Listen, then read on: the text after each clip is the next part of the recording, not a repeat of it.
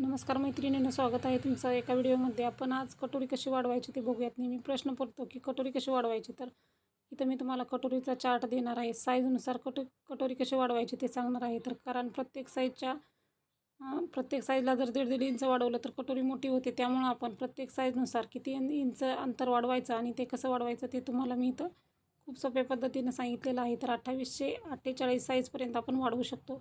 28 ते 30 साईजपर्यंत 1 इंच घ्यायचं. 28 ते आणि 30 ते 40 साईजपर्यंत 1 इंच आणि पुढच्या ज्या साईज आहे त्यांच्यासाठी 1.5 इंच घ्यायचं. अशा पद्धतीनं आपल्याला कटोरी वाढवून घ्यायची आहे. तुम्ही कोणत्याही साईजची अशी कटोरी वाढवू शकता.